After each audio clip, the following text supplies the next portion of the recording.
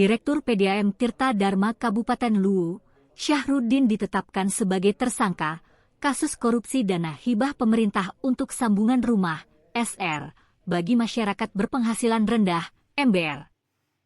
Kerugian negara ditaksir 847 juta rupiah.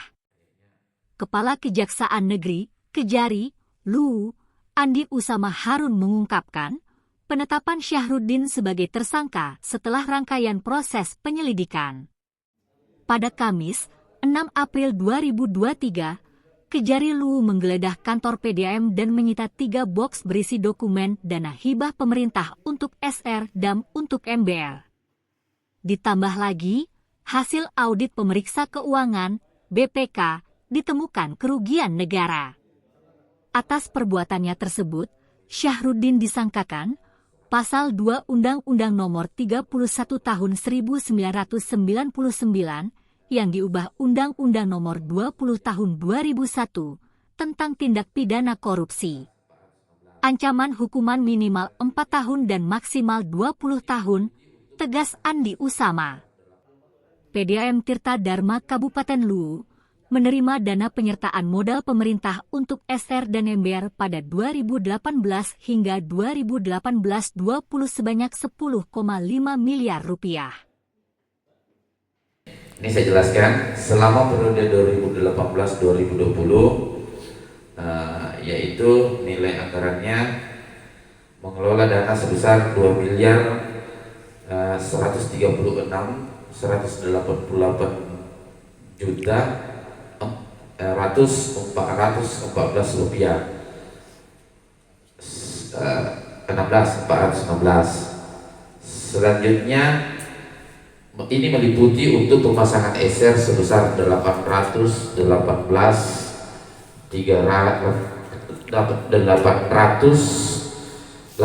juta 397.202 rupiah.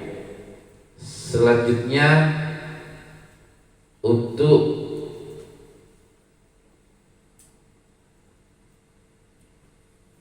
pemasangan duduk box meter sebesar 356.000